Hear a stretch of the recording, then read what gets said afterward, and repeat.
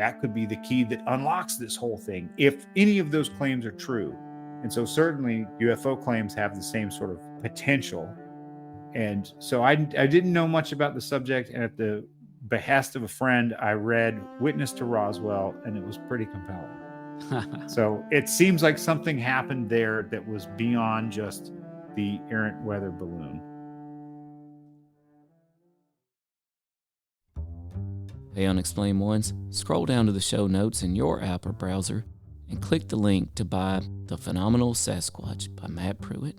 And head over to paranormalitymag.com to save 10% with promo code BigfootUFO.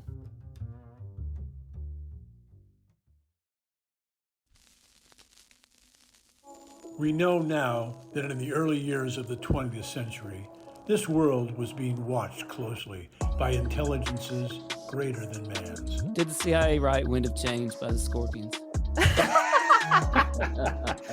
As humans busied themselves about the various concerns, they were scrutinized and studied. Dr. Loeb, what percentage chance do you give it that you have indeed uncovered extraterrestrial or non-human technology? With infinite complacence, people went about their affairs, yet across an immense ethereal gulf, intellects vast and unsympathetic drew their plans against us. Prior to your abduction, did you believe in UFOs or any sort of alien life form? All things unexplained. So some of that, I think, sir, we'll save for closed session.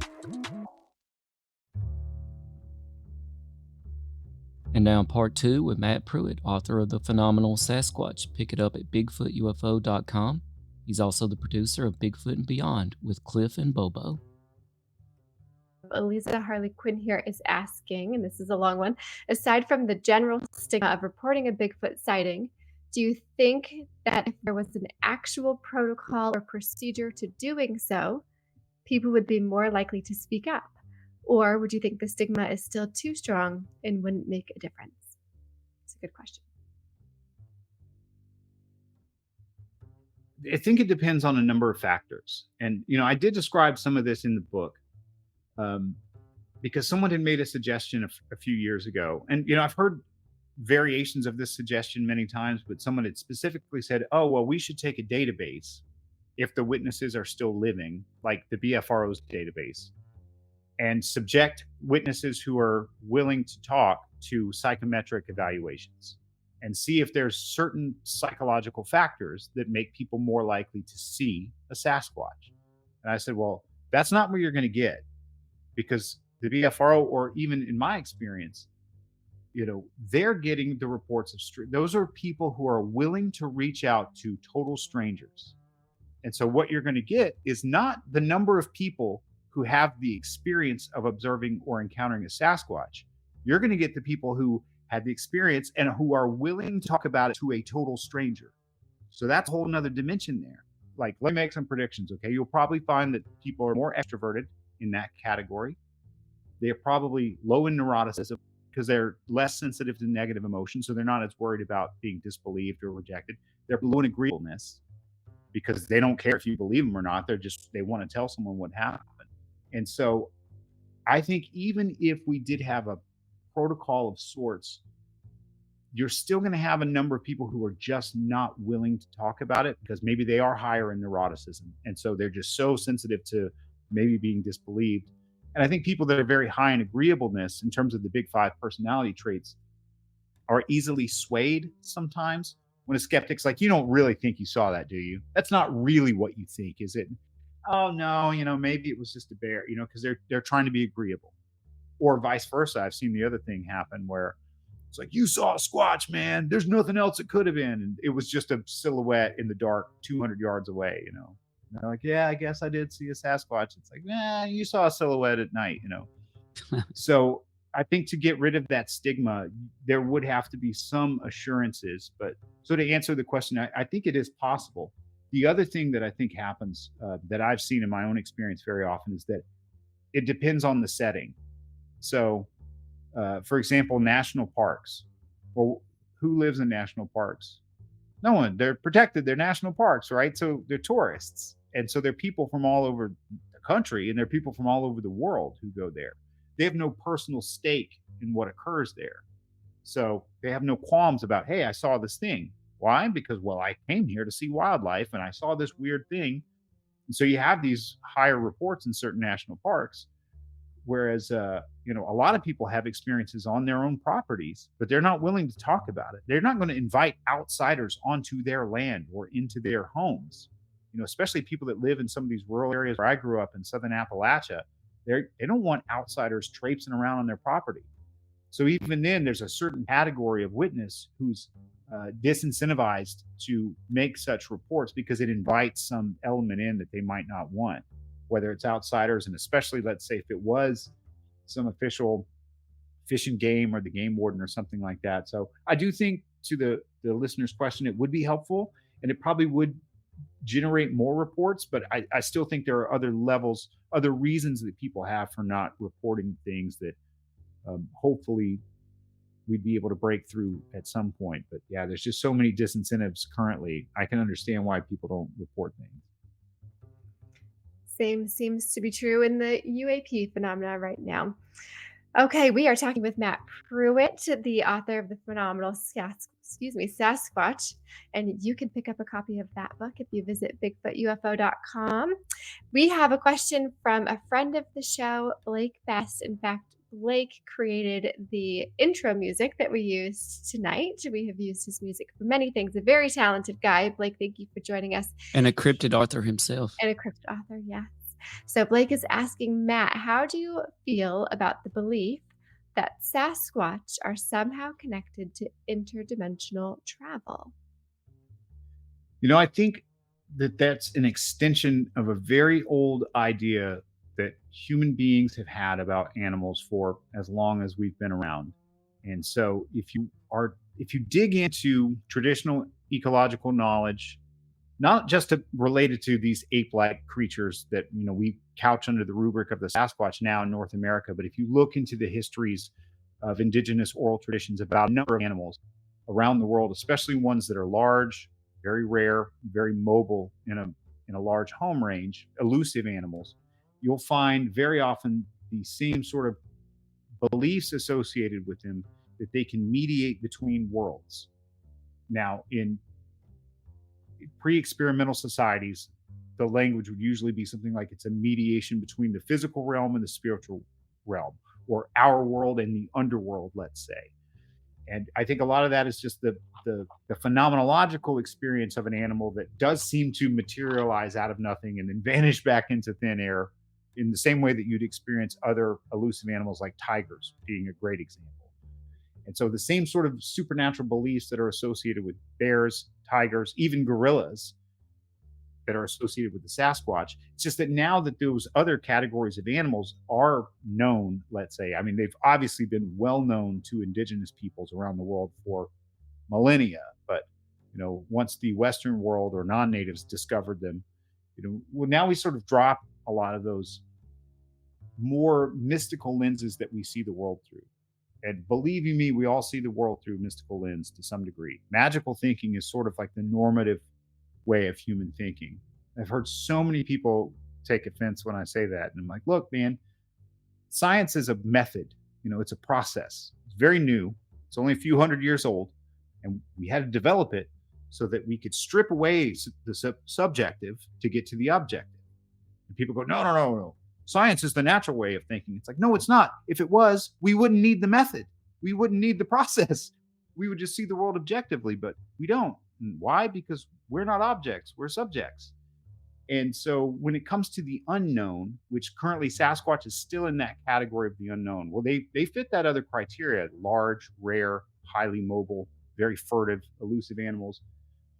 But as long as they leave that sort of void in our understanding, we will populate that void with the contents of our minds, contents of our imaginations, our particular interpretive schema.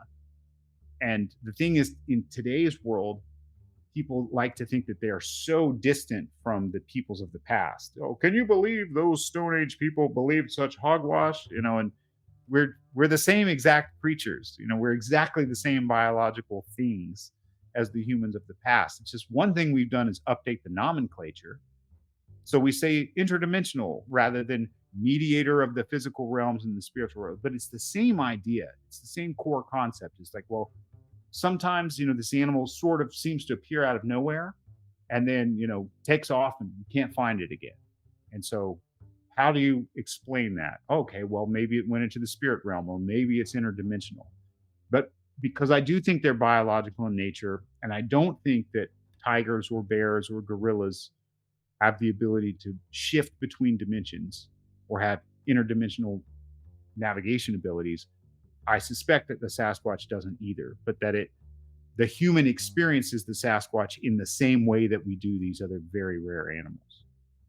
That is a unique take on it. I actually hadn't heard of it or heard that said quite that way before. So thank you for sharing that with us.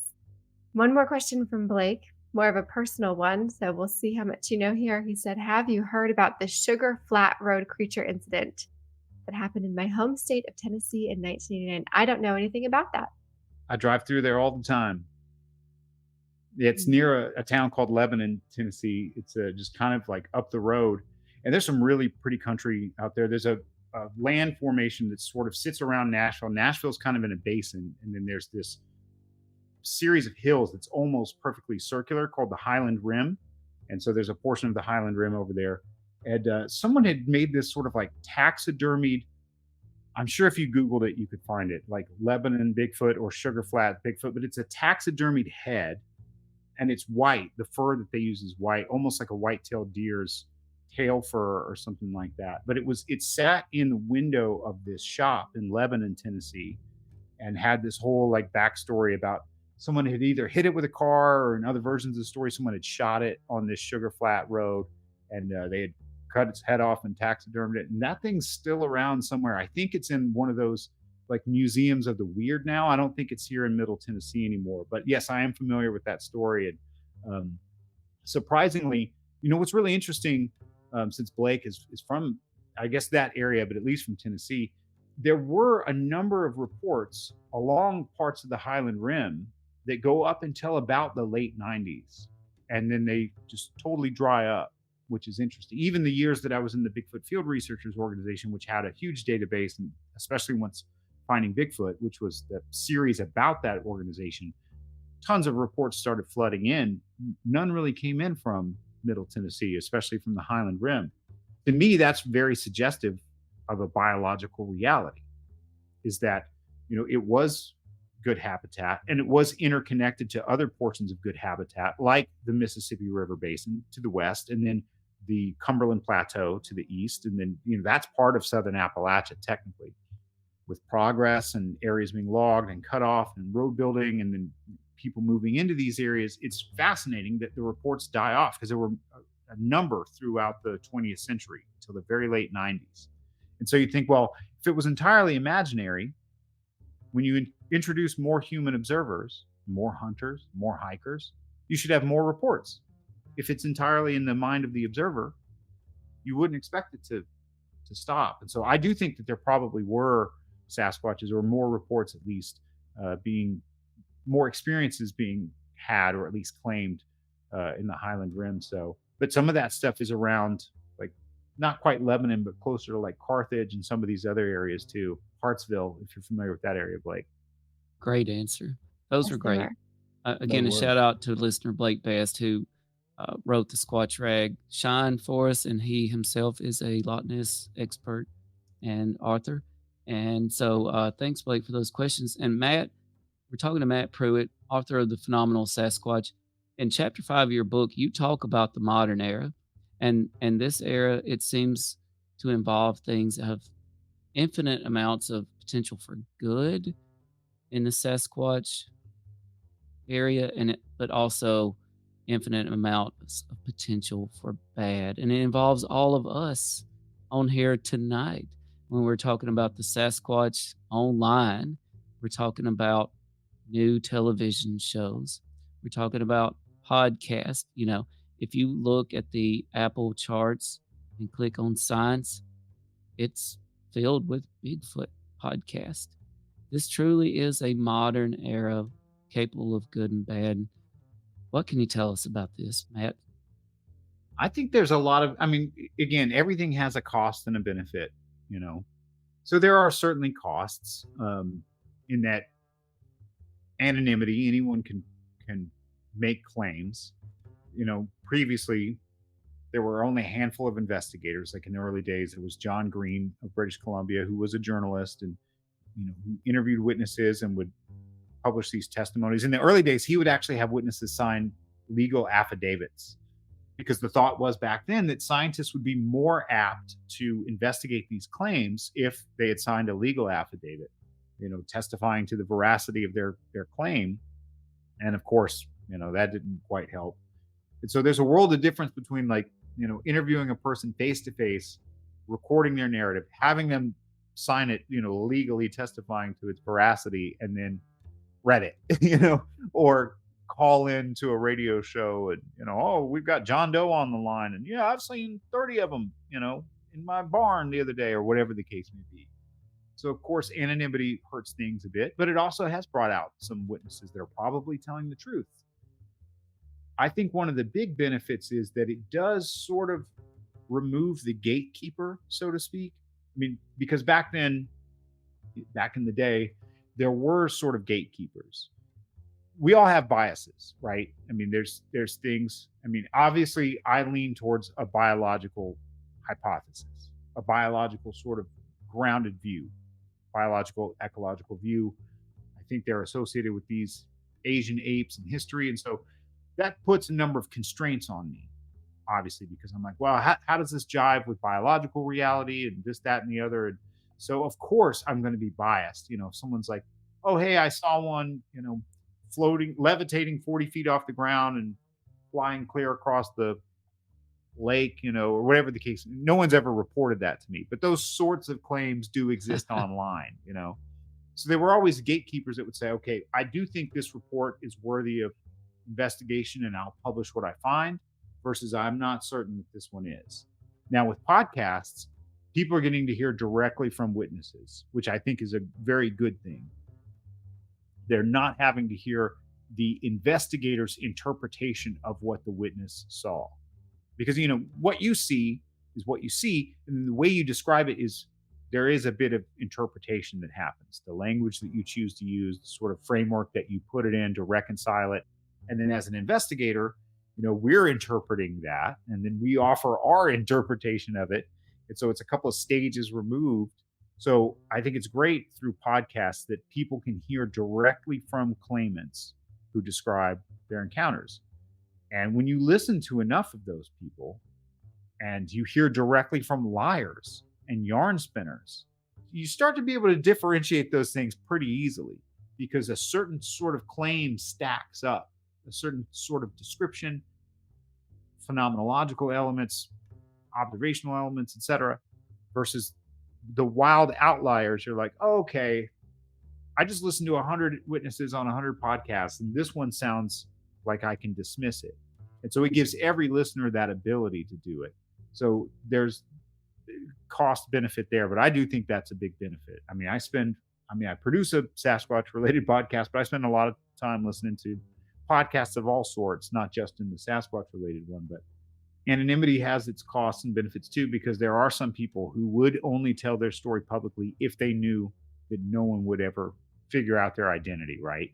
And so Right. those people have an outlet through certain podcasts or other online venues, so, but it's, as you know, it's a wild world online, and like I'd rather be in the woods with the snakes and the bears sometimes than on social media, that's for sure. Oh, absolutely. One thing I realized when we got together the other night to do a little squatching is that, you know what? We didn't see any Bigfoots, Sasquatches. We didn't see any UFOs. But what we did do was we did get together and fellowship together as people. And we found that personal connection with each other as humans. We found humans. And ever since COVID, I've realized that we should never take that for granted, the opportunity to get out and connect with each other, right? So I would love to follow up on something you said there with two things. One, in this modern era, what do you think is greater, the potential for good in Sasquatch research in the modern era, or the potential for bad with what you dub exploiters in your book? And then two, you mentioned the Bigfoot and Beyond podcast, which you produce with Cliff and Bobo from Finding Bigfoot. Can you tell us a little bit about that and where people can find it? Oh, certainly. So for your first question, I mean, every human endeavor is, going to be infected to some degree by people who are out to exploit others. And so skeptics will use that and go, oh, look at the Bigfoot thing. There's some of these people are hoaxing, and some of these people are hoaxing for money. And, some of these people are deceiving people so intently that, it's basically extortion in some cases, on and on and on. It's like, yeah, but that doesn't mean that the whole endeavor is not worthwhile, because otherwise, let's throw out the legal system and the justice system and the medical system and the pharmaceutical system and the government. I mean, there are bad actors in every human endeavor, and it's very unfortunate. And I wish there weren't any. Part of pointing that out in the book is sort of like, here's the commonalities between some of these exploiters that I've seen over the years, and maybe that will help other people recognize it. Because I do think that they sort of blur what little data we do have, trying to piece it together into this coherent model of like, what is the Sasquatch? And then basically the exploiters and the hoaxers are just like defacing it. They're vandalism, graffiti, planting their own flags. And then people can't tell like, well, what's the thing we're looking for? What's the noise and what's the signal anymore? And newcomers think it's all signal. They can't really differentiate between that yet. It's no reason to give up on aiming for the good, and it's no reason that, cynical people, like I said, will go, oh, it's all hogwash. It's all hoaxers and liars. It's like, no, it's not. It's just not. Any more than, like I said, you find a corrupt or a bad actor in any other human endeavor, you wouldn't throw out the whole endeavor just because of a few bad actors. So I do hope that, people, I try to be very optimistic about the future of the subject. I just would love to have a conclusive answer to that fundamental question, not only for myself, but obviously it would be great to have one for the satisfaction of everyone involved in this pursuit. Whether it ends up being something that's not the biological hypothesis that I offer. Like, I'd love to be wrong about that, but I do think that that's the most likely answer. Well, can And I then, interrupt real quick on that? Matt, certainly. do you want to find the answer, or do you think that the mystery itself is better? No, I think the answer would be better. I definitely Okay. do. I mean, there would be unintended consequences, because there always are. Right. That's, and I talk about this at the end of the book, is that, everyone who's engaged in any sort of endeavor, like, there is a bit of a moral aim, and it's sort of nested within like an imaginative vision of the future. And so I think for proponents, if these animals are real, understanding them will benefit us, and maybe it'll benefit them, and maybe we can protect more of their habitat, and we can learn about ourselves and our evolution and our close relatives, etc. And we can, again, protect lands that they might need, or stop certain areas from being cut. But there could be unintended consequences too, whereas like discovery has a negative impact. You just don't know, but you have a certain vision. And I think for the skeptics too, it's like their vision, or not just skeptics, but cynics, let's say, people who are out to debunk everything. There's no shortage of those people in the UFO world too. I think that they have the same utopian vision, is that the world will be a better place if we can eliminate the lies, and if we can knock down the pseudoscience, and we can peel the blindfolds off people and show them the truth, which is that UFOs don't exist, or Sasquatches don't, whatever, fill in the blank. They are still sort of like moral agents on their own quest to bring about a vision of a greater good. They don't see themselves as the villains, certainly, but that has unintended. Sometimes they debunk the wrong people. Sometimes they defame or discredit perfectly good people. And so, you just don't know what's going to happen. I mean, there's this idea, the whole scientific endeavor is like, maybe an investigation of the material world will bring about advances that'll make human life flourish, progress. Or maybe it'll end a nuclear war. We'll see. Oh, You know what I whoops. mean? I mean, it's like, either we just don't know. But I'm very optimistic, or else I wouldn't have been doing this for as long as I have. And so I know I do think it's worth figuring out the answer. I think it'll vindicate a lot of people, witnesses who've been ridiculed, academics or scientists who've put their reputations on the line just to look into the question. And man, don't you want to see, like, if they exist, don't you want to see like the 4-hour Netflix or Nat Geo special documentary with all the cool, I mean, I Yeah, hope, Heck yeah. And I think it's safe to assume you could be involved in that project. I think so. I don't know. I've never seen one, so I'm not very good at this. You know, I've been trying for a long time. So Has there been any evidence of Bigfoot? We're talking about modern times, satellite imagery, or you sort of caught on a drone or something to that effect? no, I mean, you have to think, the analogy I always use with people is like, pull up North Georgia on Google Maps right now, you know, Yeah. or Google Earth. You know, you see this aerial photos, the satellite view, etc. And if we just look at Northeast Georgia, or the portion of North Georgia that's the Chattahoochee National Forest, the estimates are that there's roughly 5,000 black bears in there. I will give you $100 for every bear that you can find me in those images. And you Yeah. won't, because there's a canopy, you know, Right. and even in the wintertime when the deciduous leaves fall, there's still thickets of pine, or, you know, other rhododendron, mountain laurel, holly, other things that are evergreen. And so I don't think satellites will ever produce an image unless one were to walk out into some open area at exactly the right moment in time where it could be differentiated from a human or some other sort of animal. So, but again, any image you look at of southern Appalachia, there are thousands of black bears in that image at any Right. given point in time. Find one, you know. And That's so true. if Sasquatches exist, they're in those images too. They're just under that canopy. Great Tell point.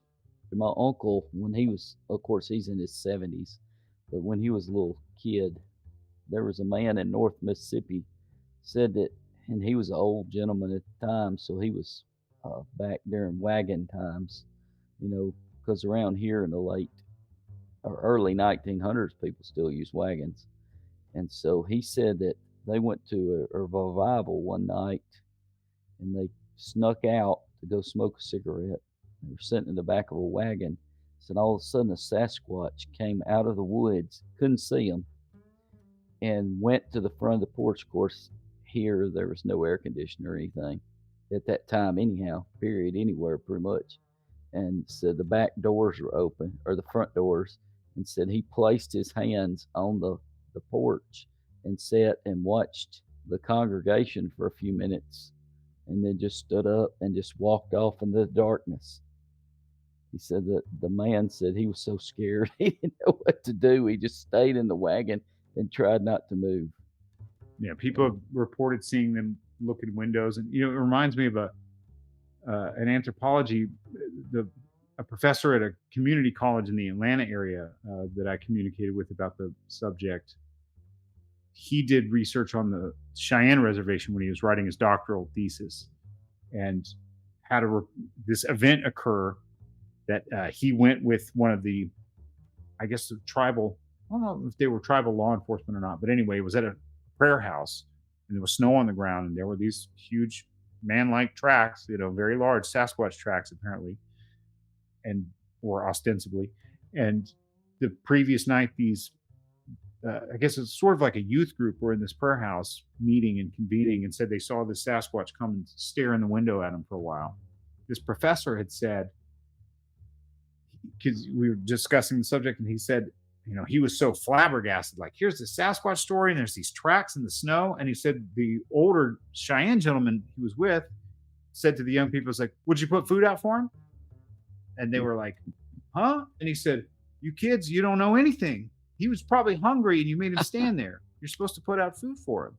It was just very dismissive that they should have already known what to do in this situation. And so he had said, the professor, he was like, "I don't know if they're real or not." He said, "But those tracks were real. And what those young people reported, you know, probably in their teens or early 20s, what they reported seemed authentic." And he said, this older guy knew all, like, it didn't even faze him to hear that a Sasquatch walked up and looked in the window at night watching these people inside. So there's a lot of stories, similar descriptions of behavior.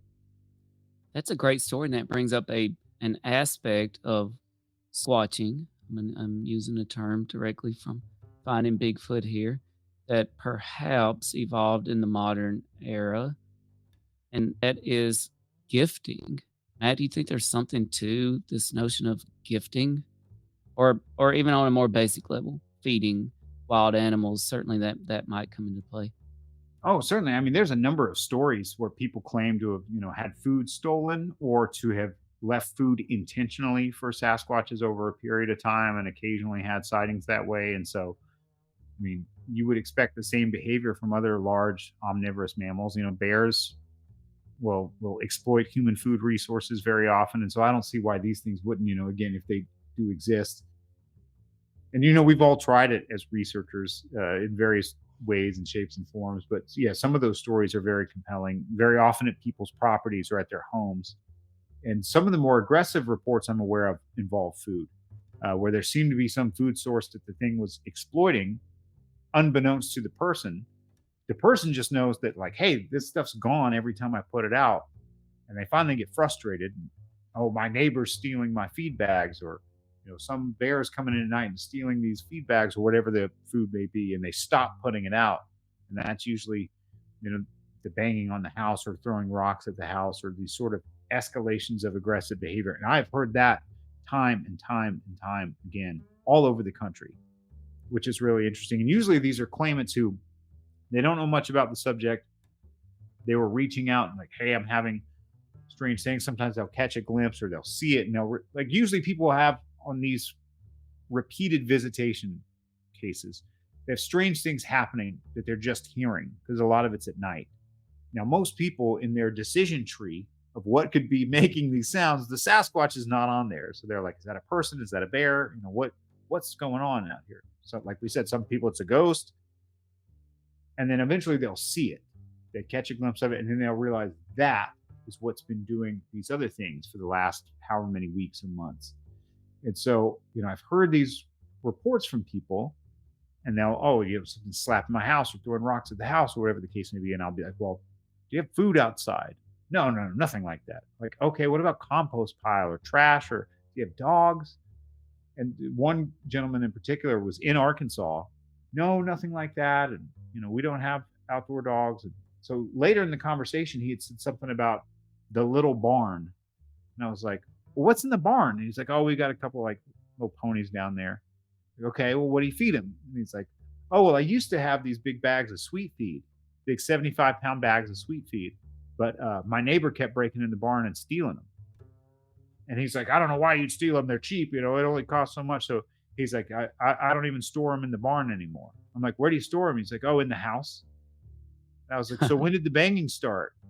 And he was like, about the time I started putting the sweet feed in the house. And I was like, there you go. Those things were coming down there, and they found this free food source, if that's what it was, if it was Sasquatches. And then they'd probably seen him, truck coming in and unloading these bags, and instead of dumping them in the barn, because you imagine, if you're a wild animal in North America, the richest source of sugar you're going to get is honey. And you're not going to get much of it. And it's not going to be that fun or easy to get, honey Right. from beehives. It's going to come at a price.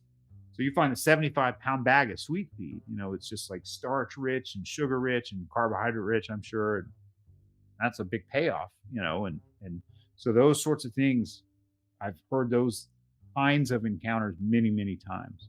So that's why you'll hear a lot of people say like, oh, don't start trying to feed the things at your house unless you plan on just doing it perpetually, because if you stop. So I don't know. I've never experienced that directly, but I've heard from many, many claimants along those lines. And it makes a lot of sense if you think about it, of course. And I mentioned the term squatching. We're so honored tonight, by the way, to have Matt Pruitt with us, author of The Phenomenal Sasquatch. You can pick it up at bigfootufo.com. We got folks tuning in on YouTube, on Twitter, or X, on Facebook. You can find all those for us on bigfootufo.com as well. Matt, I feel like squatching, you can correct me if I'm wrong, but I honestly think it entered the common vernacular during the Finding Bigfoot show. We all loved Finding Bigfoot. My favorite part of Finding Bigfoot with Matt Moneymaker and Cliff and Bobo Renee. And what really set it apart were the town hall events, right? Where they brought everybody together and heard all these different stories from all these different people in a polite, respectful setting, right? And I just thought that really set it apart. And now you are the producer of the Bigfoot and Beyond podcast with Cliff and Bobo. What can you tell us about Bigfoot and Beyond and working with Cliff and Bobo? Oh, certainly. Well, I think for credit where credit's due, I think the first time Squatchin was really out there was a filmmaker named Scott Harriet, a researcher and filmmaker, made a little documentary called that. And I think, but Bobo popularized it. So certainly it got into like the world consciousness because of finding Bigfoot. But even Bobo uses like, oh, Scott made up that term. Everyone credits Bobo with it though. But I'd actually known all those people prior to the series. So I met Matt Moneymaker in 2007 and was going out in the field with him, and then joined the Bigfoot Field Researchers Organization. And then I moved to Washington from Georgia. I actually met Renee in 2008, and she was on a couple of field expeditions that I was on. It's been a little time with her there, but then when the show was being developed, she was one of the people that sort of got the call to be the non-believer, let's say. She kind of plays the role of the skeptic, so to speak. The But, Scully, they didn't want a whole exactly. That would be a the CJ. good reference there. And then I met Cliff and Bobo both in 2009. Now I'd known about Bobo for years because he's a pretty legendary character in Sasquatchery, and definitely has lived up to it. And so I was spending a lot of time with Cliff when I lived out there, and then the show got picked up. When we really bonded is Bob Saget, the late great Bob Saget, had a series that was very short lived called Strange Days on A&E, and he filmed an episode going out in the field in the Olympic Peninsula of Washington. It was like Moneymaker and Cliff and Bobo and Bart Catino and me, and a bunch of us were present on that shoot, and you can see us in the episode. But he and Bobo, Saget and Bobo, really hit it off. So Bobo's like the star of that episode. Me and Cliff really bonded there, and then started being out in the field together a lot. And so when the show finally got greenlit, they went and shot a pilot in Alaska, and they decided to pick up a whole season, 6 episodes. I had sort of had this info pack for North Georgia because Moneymaker in the BFR was like, hey, people, send me what you have together so we can pitch some places. So I was like, here's everything I have with witnesses who are willing to go on camera and pieces of visual evidence that you can look at. And it was one of the first to get greenlit. It was the second one to be filmed on that run. And then it became the premiere episode of the whole series. So that was great fun. And Cliff and Moneymaker, especially, and Bobo, the production company's putting that together. And Matt and Cliff, especially, were like, hey, you should just hire Matt Pruitt because he's done all the research. He knows everyone. It's his hometown. He's got all the connections. Just hire him. And they did, which was kind of amazing because I had no experience in production, obviously. I played music professionally, so music production, but not television production. And so that went really well. It turned out to be a great episode. And then when the next season started to be filmed, they asked me to do the same thing for Oklahoma. So I did that same job for an episode on season 3 called CSI Bigfoot that we filmed in central Oklahoma. And so, Cliff is like a brother to me, and Bobo and I have had a lot of fun. And so when the show ended, the discussion was like, oh, let's keep it, they were talking about let's keep the conversation going with our audience. And they knew that I did a lot of recording and engineering and editing, and said, well, hey, if we did a podcast, like, would you want to do it? And I just wanted it to be easy for them. Like, hey, you guys just talk, I'll do everything else. So we don't record live. It's not like Red Light Fever. I mean, it's really wild, free flowing conversations and mess ups and goof ups and like, hey, what year did that happen again? Okay. So, in 1968, the thing was, blah, blah, blah, so my role is to like let them do all that, and then I'll make the episode out of it so that they don't have to worry about, they can stop and check references, or if they say a line that let me say that again, I can say that better, So that's sort of my role as producer editor. So they're sort of curated and we record individual tracks, and I can mix, EQ, compress those individually and all that. And so I just wanted it to be the sort of thing where all they had to do was talk and not worry about any of the technical stuff, or like, I'll handle everything else. So it's been a lot of fun. We're 4 years in now. I think next week's episode is 232. And then we do a bonus show that we have like 55 episodes of that now that comes out. The main show comes out every Monday, and the bonus show comes out every Thursday. So we've been doing 2 a week now. So done it many times at this point. That's a lot of extra work. It is, but it makes them like from playing music. The best producers were the ones that like just let you create and be you, and they handled all the technical stuff. If you had an Oh yeah. idea, it wasn't like, okay, well, you need to tweak knobs for 30 minutes before we start to work on your idea. It's like, no, you just be you and I'll handle everything else. It's the same with like management too. I was in a major label band that had some couple of rough years, and it's like, no, a good manager makes sure that all you ever have to do is the thing you love, and they handle everything else. And that's again the way I always wanted it to be for them. It's like, you guys just talk, have the conversations, like say whatever you want.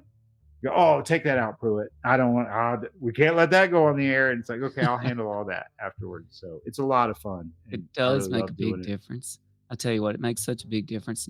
Even the distraction of one small technical situation can completely and utterly throw you off of everything. So not having to deal with that, it sure must be a real benefit for Cliff and Bobo. We're talking to Matt Pruitt, author of the phenomenal Sasquatch and producer of the Bigfoot and Beyond podcast with Cliff and Bobo. And I've got just a few things that we would love to get your hot take on. We like to do this with a lot of our guests. And first, I'm just going to play a little clip. I think you may have seen this footage before. I don't think it's going to be new to you. And we would love your hot take on this. The infamous Patty, the Patterson Gimlin film. And that's just my little clip there. 8 seconds of it. Well, it's iconic, obviously iconic enough that, that's the image everyone associates with the subject. My hot take, I guess that's when you're supposed to provide like a controversial take, right? No, not in contra- today's It doesn't have to be. Just a My quick hot take would be that it's been spoken of and written of to death. It's one of those things that I'm like, man, if I never spoke about it again, it would be.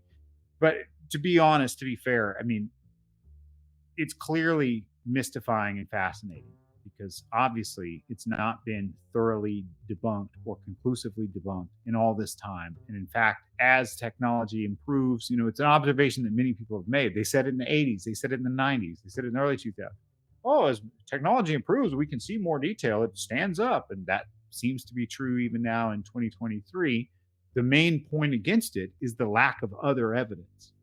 That's the frustrating thing. And I don't mean evidence of the event, because obviously you have Gimlin's testimony, Patterson's testimony, the interviews they gave in the aftermath, the left and right tracks that they cast. Days later, Lyle Laverty, Forest Service timber cruiser, comes by, photographs multiple tracks at the site. Days after that, Bob Titmus comes and casts 10 consecutive tracks. So there's a lot of evidence, or both anecdotal and physical, associated with that event. I think what it implies that people struggle with is that, like, well, if that film is of a living animal, then there have to be a species of these things. It can't be just like some one-off anomaly, because it seems to jive with what people describe in southern Appalachia and the interior highlands and the Ozarks, or the Ozarks are part of the interior highlands, the Adirondacks, the Intermountain West and the Rockies, Pacific Northwest, on and on and on. People describe things that look like that. And so very often the debates about the film that I hear of, like, well, if that's real, then why has no one shot one or found a body yet? Which doesn't really deal with the film.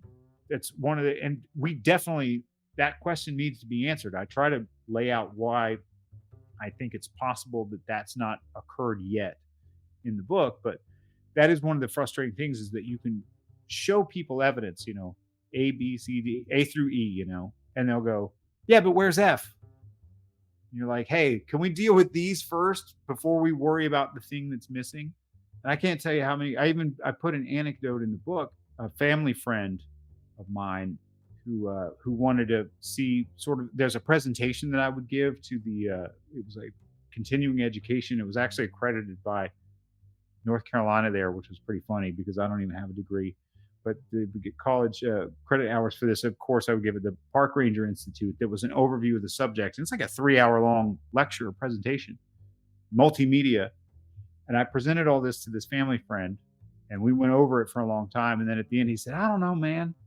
Don't you think someone would have found something by now? And I was like, oh, do you mean like the tracks and the hair and the vocalizations and the everything that we just talked about for 3 hours? And he's like, oh, but besides all that stuff. So that's again the main argument you hear about the film that people make. It's like, oh well, if they were real, we would have found one by now. Ergo, they don't exist. Ergo, that has to be a man in a suit. And there have been claims from people who claim to be the person in the suit, and some of that I address in the book. It's an open question. If the film is legitimate, I think there's a perfectly normal environmental reason that you would have that opportunity in that. And I know we're probably going way over time, so if you need to shut me up, just let me know. But No, this is you know, great. that's a tight, narrow drainage, Bluff Creek. It's in steep country. And in 3 years prior, in 1964, there was a massive flood that affected all the tributaries of the Klamath. And so, man, when you drive through there, like some of those roads, you're driving along the mountainside and the Klamath River's way down below you. And up on the stone wall next to the road, there's these flood markers that are so insanely high that show you the flood of 64. And so that canyon, if I understand it right, if I remember correctly, huge blizzard like snowfall accumulated and then it heated up very quickly. So all that snowfall melted and caused this flooding. And in that steep, tight, narrow canyon, all that raging floodwater basically denuded everything in the bottom of it. That's why you see in that footage big open sort of destruction, big giant sandbar. I've been there in 2010. It's like a jungle now. If you look up, and many people go there, look up videos, it looks like a thick, jungly sort of forest, which is the way it should have looked. But in essence, any animal that lived in that drainage after that flood, if it wanted to access water to drink, it had to leave the security of the tree line to approach the waterway. And it was a pretty remote spot. I mean, obviously they were doing some logging back there, so there were roads. But even still, when people are, oh, why would it be out in the open like that? Well, every animal in Bluff Creek that wanted to access that water source had to leave the security of the tree line, stride out across that denuded area in order to get water. And so you have luck, if it's real, luck of Patterson and Gimlin, right place, right time. They claim it was squatted down when they first saw it. So we would presume its ears are close to the rushing water. So maybe it didn't hear the approach of the horses. Maybe it was drinking, who knows? Or just staring at its own reflection like Frankenstein or something like that, who knows? And you just happen to have this environmental context that it had flooded. And so otherwise, they'd seem to stay in, reports come from very densely forested areas, and occasionally they'll cross a road following a waterway or something like that. But it has been beaten to death. There's great books about it. I would suggest reading all of them, the skeptical and the proponent books. Bill Munn's When Roger Met Patty is a fascinating read. Greg Long's The Making of Bigfoot is a fascinating read. It's still worthy of further scrutiny. Absolutely. And another hot take for you, speaking of heavily forested areas that have been denuded, but not at this time. And I'm actually wearing a shirt from this area, Mount St. Helens. In 1924, in Ape Canyon on Mount St. Helens, some miners apparently had a violent encounter with some Sasquatches who were hurling rocks and other things at their cabin on a cliff inside the canyon, apparently trying to run them off. What's your hot take? 1924 Ape Canyon incident. I think it's very important historically because it actually did make the Associated Press. It spread. Most of those other print media articles I talked about stayed local. They might have gotten picked up by another paper here or there regionally, but that story really went far and wide. What they called the apes. I fought the apes of. Then there was the great the great ape hunt, not hump.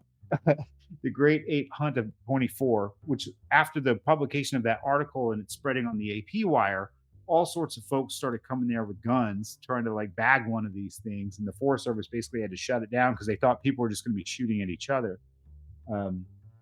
So it was the first Sasquatch related story to get national attention. And it predated the word Sasquatch. So they just called them mountain devils or apes. And then interestingly, there was an article written by a guy named George Totsky, and he wrote for, I believe the publication was called The Real American, but he was an indigenous person. And he sort of makes the first connection in print media to say what these guys are calling apes or mountain devils, we've called this for so long. And let me just make sure I'm using the correct nomenclature, because there's obviously so many indigenous words alike, like Siatic and Skookum and Siatic and Siatko. So I'm trying to remember exactly which one he references there. Siatic. So yeah, it was he wrote for a magazine, and he was the editor of The Real American, which was a publication for indigenous people. But he did write an article released by the Oregonian in the aftermath, where he basically makes that first connection in print media between what the non-natives, people like the settlers were calling apes or mountain devils, and what the indigenous people called Siatics, and saying like these are the same thing. We've known about these things for a long time. And he describes them. They're very big, hair covered, etc. So that Ape Canyon encounter is very important historically for those reasons. Well, and I would be remiss if I didn't follow up on that, Matt. And I just feel like I have to do this. But obviously, if there was a population of apes in the Mount St. Helens area, then clearly the Mount St. Helens eruption would have had some sort of significant ecological impact on that population, as it did every animal population, including Homo sapiens. There are theories out there that the military coordinated an effort to potentially remove Sasquatch bodies. What do you think about these theories? The source of that story comes from a single individual who claimed that his father told him that he witnessed that occur. And this individual was associated with Ray Crow and the Western Bigfoot Society in Oregon. And so he first published it, I think, as an anonymous letter. He had a publication, a little newsletter he called The Track Record. And that's where that story originated from. And then I think it was, could be wrong, but this book, Who's Watching You by Linda Coyle-Succi, she points out that the individual was Fred Bradshaw, who was sort of a known, what's the right word here? I guess maybe yarn spinner or troublemaker. I guess fairly harmless guy, but spinner of tall tales by reputation. I never met Fred, so I don't know from personal experience, but so essentially that all stems from that one single source of like, oh, well, my dad said he saw such and such occur. And it's gotten mythologized in the internet era where people go, oh, lots of people said they saw these helicopters carrying body bags with hairy arms and legs hanging out of them, which are just all permutations of this one story that Ray Crow put in the track record years ago. And so like there's no people alive today that made those claims, or even really back then. It's just one of those things that gets mythologized and repeated and retold. Like there's other examples of that. The Loch Ness surgeon's photo that was basically Yes. a deathbed confession, that has been so heavily conflated with Patterson that I cannot tell you how many people I've met that are like, oh yeah, Patterson confessed on his deathbed that he faked that footage. It's like, no, he didn't. There's no record of that anywhere whatsoever. It's people conflating these two events, and it gets mythologized and repeated that way. And I think the St. Helens story is the same deal. Whereas you have an animal that's got ostensibly a very large home range based on, there's a number of reasons that we think that would be the case. But even putting Sasquatch aside, let's say mountain lions. How many mountain lions frequent the St. Helens area at any given time? They have big home ranges, and they need a lot of space, and they're fairly solitary animals. And so even Helens blowing and affecting a certain area, how many mountain lions did it take out? Maybe one or two, who knows, maybe more, but it's very small number. You look at like the trophic pyramid, the distribution of the energy of the sun essentially through the natural world via food. You've got all your small rodents and things at the bottom. As you get to those apex predators, there's very few. They're very rare animals. They're small in number. And so it's certainly possible that the explosion of that volcano, the eruption, would have had an effect, but I don't think there would have been like bodies being flown in and out of there. But since we can go back to like, here's the first time that was ever said anywhere and who said it, because it wasn't during the time, it was like in the 90s when Fred Bradshaw apparently made this claim. It wasn't in the actual eruption. So I think we could chalk that one up as like a tall tale, Oh, good point. We're so thankful to have Matt Pruitt here with us tonight, author of the phenomenal Sasquatch. You know, Matt, on our podcast, we haven't seen a definite correlation between Sasquatch encounters and UFO alien encounters. What is your gut This doesn't feel reaction? like a hot I know. take. I know. It's a little bit of a buildup. What's your gut reaction here? Well, one, is there a statistical correlation that you have noticed between Sasquatches and UFO activity? But also the keystone event of all of ufology. What's your gut instinct about what happened in 1947 in Roswell, New Mexico? Well, in terms of the Sasquatch UFO thing, like I'm not a student of the UFO subject, but I find it fascinating. And so, I've read some books and I've listened to, Mike Hanks is a good friend of mine and he's very connected in that world. So I've learned a lot from listening to his podcast and speaking with him. But, the UFO, let's say, is a worldwide phenomenon. Like people claim to see these things all over the planet. The Sasquatch is not. So there's a very big difference there. Now, mystery apes do occur in other parts of the world. There's essentially North America, you have the Sasquatch. You go into Siberia down through China, have Sasquatch-like creatures, roughly the same height, width that extend down through like the Malaysian peninsula down into essentially Australia, with the Yowie. And then as you go further westward, you have these more man-like forms like the Almasti, which are very markedly different than what people report for the Sasquatch.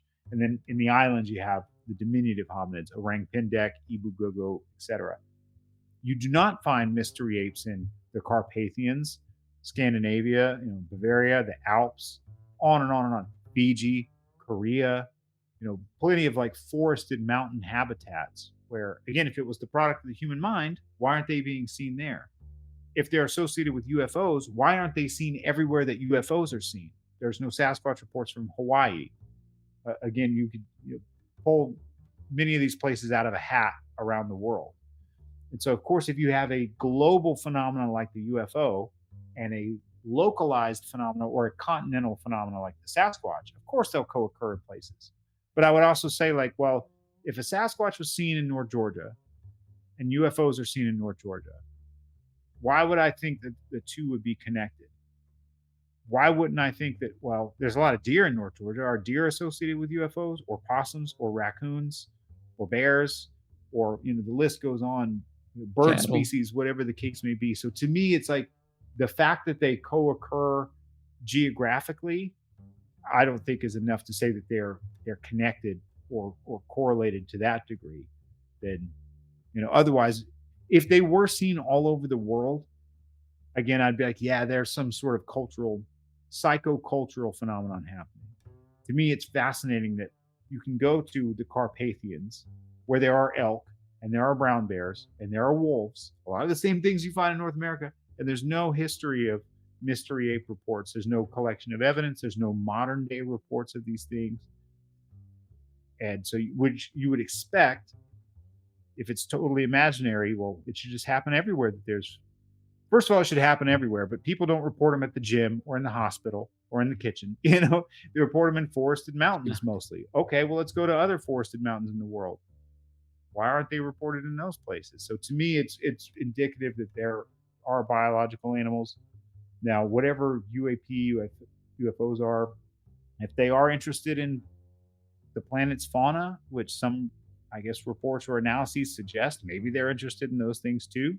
And I have to say, of all of the UFO related claims, the ones that really fascinate me are the crash retrieval claims. Because, I wish we had, it's the same in the Sasquatch world. It's like some people claim to have shot and killed Sasquatches or hit them with a vehicle and killed them. And then for whatever reason, abandoned it, yada, yada, yada. They're claims, right? But it's like, man, that could be the key that unlocks this whole thing if any of those claims are true. And so certainly UFO claims have the same sort of potential. And so I didn't know much about the subject. And at the behest of a friend, I read Witness to Roswell, and it was pretty compelling. So it seems like something happened there that was beyond just the errant weather balloon. According to, because that book was so meticulously documented, there were so many claimants where it's like, okay, something beyond the official sort of weather balloon story occurred. And I'd love to know what that was. I hope we all get to find out someday. But that book I found really fascinating.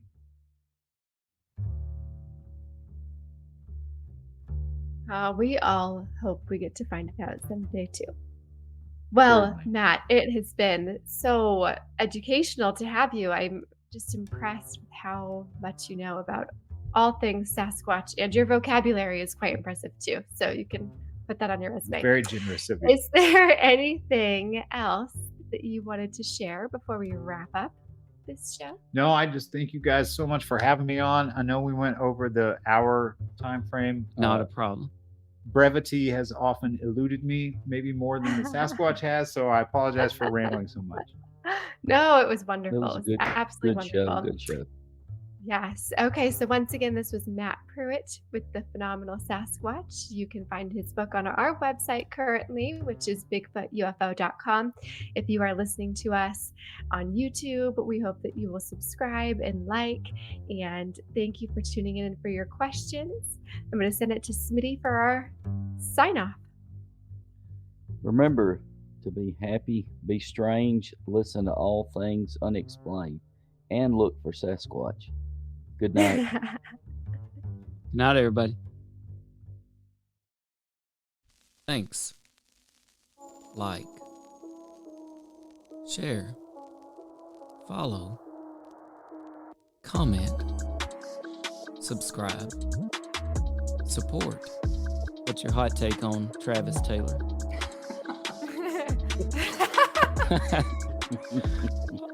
I've got an exclusive for you guys if you Okay. want it about Yes, the Absolutely. Alaska. we do. Okay. More at bigfootufo.com. All things unexplained.